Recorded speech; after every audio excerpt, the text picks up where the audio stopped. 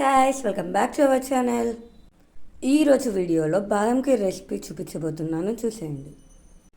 ముందుగా ఒక బౌల్లో 150 గ్రాముల బాదం పప్పు తీసుకొని దాన్ని పీల్ ఆఫ్ చేసి పక్కన పెట్టుకోండి. ఇప్పుడు ఆ పీల్ ఆఫ్ చేసిన బాదంని ఒక మిక్సీలో వేసి కొంచెం వాటర్ వేసి దాన్ని మెత్తని పేస్ట్ లాగా చేసుకోండి. దాని తర్వాత ఒక స్టవ్ పైన ఒక బౌల్ పెట్టుకుని అందులో చిక్కగా ఉన్న పాలని 1 లీటర్ తీసుకోండి. అలా తీసుకున్న పాలని బాగా పొంగొచ్చిన తర్వాత సిమ్లో పెట్టి బాగా మరగనివ్వండి.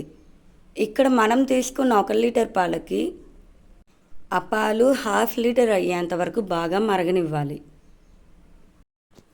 ఇలాగా పాలన్నీ బాగా లో ఫ్లేమ్లో పెట్టి బాగా మరగనివ్వాలి. కింద అడుగు అంటకుండా ఒక గరిటె తీసుకొని కలబెడుతూ ఉండాలి. ఈ పాలు కింద అడుగు అంటితే టేస్ట్ మొత్తం మారిపోతుందని గుర్తుంచుకోండి. ఇప్పుడు మనం తీసుకున్న లీటర్ పాలు 1/2 లీటర్ అయిన తర్వాత మనం ముందుగా గ్రైండ్ చేసి పెట్టుకున్నటువంటి బాదం పేస్ట్ని పాలల్లో వేసి బాగా కలపండి.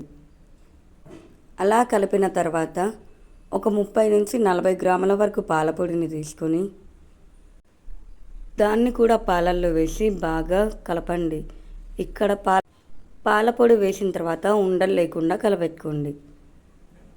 లేదంటే ఒక చిన్న కప్లో పాలపొడి వేసి అందులో ఒక 2 స్పూన్లు పాలు వేసి నీట్గా కలపెట్టుకొని మళ్ళీ ఈ పాలల్లో వేసి బాగా కలపండి. అప్పుడు ఉండలు అనేది ఫామ్ అవ్వవు. ఇక్కడ పాలపొడి వేయడం వల్ల ఈ కన్సిస్టెన్సీ అనేది ఇంకా థిక్గా తయారవుతుంది, టేస్ట్ కూడా బాగుంటుంది. అలాగే ఇప్పుడు ఒక కప్తో పంచదార వేసి దాన్ని బాగా కలపెట్టండి. ఇవన్నీ కరిగేంత వరకు ఒక ఉడుకు రానివ్వాలి. ఇప్పుడు కొంచెం కుంకుమ పువ్వు వేసి లో ఫ్లేమ్లో ఉంచి దాన్ని మరగనివ్వండి. కుంకుమ పువ్వు ఫ్లేవర్ బాగా ఇస్తుంది, అలాగే కలర్ కూడా న్యాచురల్ కలర్ ఇస్తుంది. ఇవన్నీ వేసిన తర్వాత ఇలా ఒక పొంగు వచ్చేసి దాని తర్వాత స్టవ్ ఆఫ్ చేసి పక్కన పెట్టుకోండి.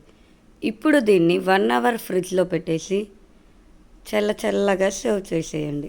అంతే, ఎంతో టేస్టీగా ఉండే బాదం ఖీర్ రెడీ. మీకు కూడా నా వీడియోస్ నచ్చినట్టయితే please do like, share and subscribe to our channel.